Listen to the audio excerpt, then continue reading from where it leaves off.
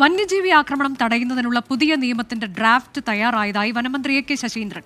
അടുത്ത മാസം ചേരുന്ന നിയമസഭാ സമ്മേളനത്തിൽ ബിൽ അവതരിപ്പിക്കും. ഇന്ന് ചേരുന്ന മന്ത്രിസഭാ യോഗത്തിൽ നിയമത്തെപ്പറ്റി ചർച്ച നടത്തും. മന്ത്രിയുടെ പ്രതികരണം ആദ്യം.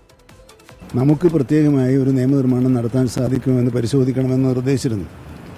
ആ നിർദ്ദേശത്തിന്റെ അടിസ്ഥാനത്തിൽ അഡ്വക്കേറ്റ് ജനറലുമായി ചർച്ച ചെയ്യുകയും ഇത് കൺകറന്റ് ലിസ്റ്റ് ആയതുകൊണ്ട് ആ ഗ്യാപ്പിൽ നമുക്ക് പഴുതുകൾ ഉപയോഗിച്ച് ഒരു നിയമനിർമ്മാണം നടത്തുന്നതിനെക്കുറിച്ച് ആലോചിക്കുന്നത് നന്നായിരിക്കുമെന്ന് നിർദ്ദേശിക്കുകയും ചെയ്യുന്നത്. അതിൻ്റെ അടിസ്ഥാനത്തിൽ ഡ്രാഫ്റ്റ് തയ്യാറാക്കിക്കൊണ്ടിരിക്കുകയാണ്. ഇന്നത്തെ ക്യാബിനറ്റിൽ സമർപ്പിക്കാൻ കഴിയില്ല. അടുത്ത ചേരുന്ന ക്യാബിനറ്റിൽ അത് സമർപ്പിക്കാൻ വേണ്ടി ആണ് ഉദ്ദേശിക്കുന്നത്.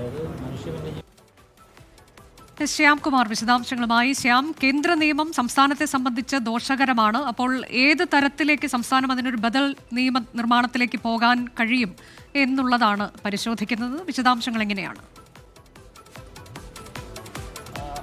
നിലവിലെ വന്യജീവി നിയമങ്ങൾ അത് കൺകറന്റ് ലിസ്റ്റിൽപ്പെട്ടതിനാൽ പുതിയ നിയമനിർമ്മാണത്തിന് സാധ്യതയുണ്ട് എന്ന നിയമോപദേശമാണ് സർക്കാരിന് ലഭിച്ചിരിക്കുന്നത്. അഡ്വക്കേറ്റ് ജനറലിനോടാണ് നിയമോപദേശം തേടിയിരുന്നത്.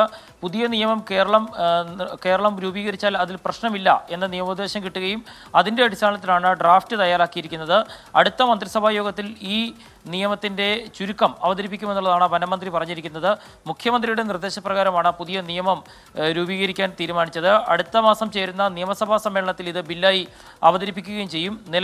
നിലനിൽക്കുന്ന കേന്ദ്ര നിയമങ്ങളും അതിലെ ചട്ടങ്ങളും കേരളത്തിൽ പ്രായോഗികമല്ല എന്നും കേരളത്തിന് തിരിച്ചടിയാണ് എന്നുമുള്ള വ്യാപക വിമർശനങ്ങൾ ഉയർന്നിരുന്നു.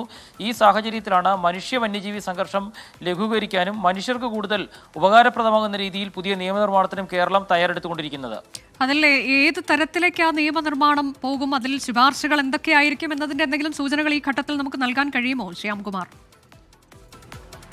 അനുജൻ, നിലവിൽ മന്ത്രി വ്യക്തമാക്കുന്നത് മനുഷ്യനും വന്യജീവികളും തമ്മിലുള്ള ആക്രമണത്തിൽ ഇപ്പോൾ പൊതുവെ വന്യമൃഗങ്ങൾക്ക് അനുകൂലമാകുന്ന രീതിയിലാണ് നിയമവ്യവസ്ഥ നിലനിൽക്കുന്നത്. അതിൽ മാറ്റമുണ്ടാകും.